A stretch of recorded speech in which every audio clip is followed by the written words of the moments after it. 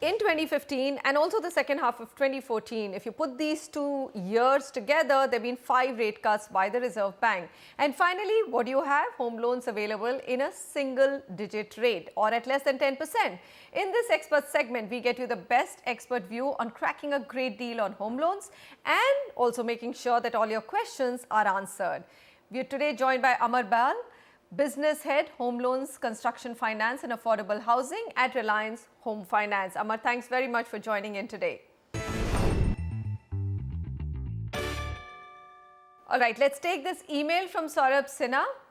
Saurabh writes in to say, I'm going for a home loan for 36 lakh rupees with Allahabad Bank and the house will be ready for possession only by December 2017. Bank is giving me options to go for either full EMI from the date of loan sanction or maximum 24 months moratorium period where I need to pay only interest. I have the following questions. So let's go one question at a time, Amar. The first question that he has is, bank is going to pay the amount to the builder in installments based on every stage of completion. So if I go for a moratorium, will I be paying the interest for the entire loan amount from the date of the sanction, or is the interest calculated only on the disbursed amount?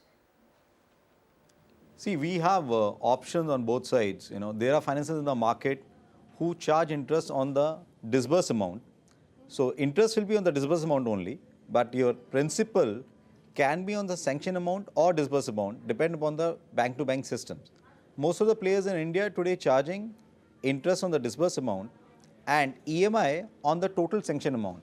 Well, that help client also, because over the period, client run off. That means the principal get paid off quickly, which reduce the burden of loan from the client. In this case, Amar, the second question which Saurabh Sinha has said, if I go for full EMI, again the interest part of the full EMI is for the entire amount 36 lakhs or for the amount disbursed only.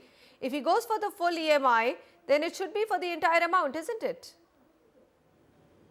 Yeah, you're right. Let me just rephrase and club this question 1 and 2. Okay. In the moratorium, you pay when the property is under construction, you pay only a pre-EMI, which is the interest amount. And now if client is choosing he want to pay principal also, there are 2 systems in the market, either on the sanction amount or on disbursed amount. Okay. So if client chooses to pay on the sanction amount, his repayment goes fast and it reduces the burden of the principal.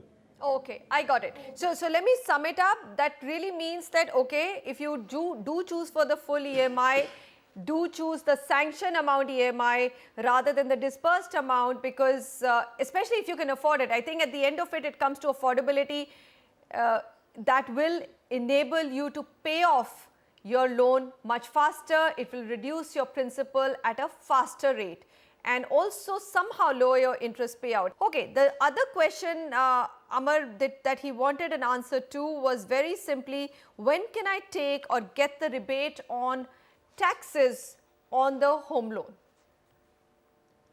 See, normally as per the IT rule, one can claim a tax rebate on the interest paid when the property is constructed or he has taken a possession. So, if somebody has taken a property 3 years back and it was under construction property, he can start claiming an interest from the year he got a possession of the property. Let's move on. We've got more questions to take. Rahul Bajaj on the phone line with us. Hi Rahul, go ahead. Hi. So my question is that I have looked the property in New Delhi, Karol Bagh.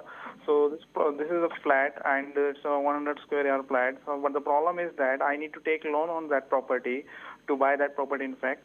So that property owner has only the registry of that property. That person doesn't have the MCD pass map and the other documents. So is there any way that I can get loan on that property, or what can I advise to that property owner so that that person can arrange the relevant document to me? I did not get this. So you're saying that the property registry value is 16 lakhs, but the actual market value is 45 lakhs? Yeah, that is the another problem, and the thing is that this is the main problem, and the second problem is that the person does not hold the map from the MCD, which is usually required by the bank to have the loan. Okay, this is looking very, very tricky. Anything that Amar you can do, or how can he circumvent the problem? I mean, for me, even the problem that his registry value is 16 lakhs and property value is 45 lakhs, I don't know how the bank will be able to extend a loan of that amount of 30 lakhs which he is asking for. That's not going to be possible, is it? See, Manisha, I'll ask this in two because he has two queries in this. One is the property itself, is not clear. It's not, See, as a there's no financer, clear the most title. important for a financer is to give an absolute advice, to the client for a clear property. And the property has two elements: one, a technical part in terms of the map, and the title. So if he's saying the MCD require that map, and if we don't get that map, so we are not sure is the property has been constructed as per the local rules or not. So it is a DDA property or MCD property. We're not clear on that. Right. So I suggest he should go for a proper check from whosoever financer is applying for a loan. And if the financer permit that, it's a right technical qualified property, then only he can go for a further bargain. Now the second part is, will he get a loan? He can get a loan if the MCD plan and title is clear, but he can't get a loan of 30 lakh on 16 lakh registry. Okay. So either he has to increase and I'm surprised, on a 45 lakh market value and a 16 lakh registry in India, other than some part of Gujarat, there is no place where there is so much difference upon the market value and the circle rate. So circle rate is which is as per the government fixed rate is there in that area. So I am at doubt, there is a 1/3 difference about the circle rate and market value these days when prices have already gone so high of the real estate. So clearly that makes it even more suspicious, isn't it? I mean, I just get the sense that the seller clearly doesn't have a clear title. He's quoting a really low value for that property and trying to get rid of it. So all that we will say is, Rahul, be very careful before you buy this property. I think having a clear title, map, whatever is required for getting a clean title registration should be an absolute must rather than trying and getting a cheap deal in the market. So that should be extremely important for you. Very much for joining in today and taking all our questions, and hope to see more of you on the show to take all our home loan queries. Thank you so much, Manisha. Thank you.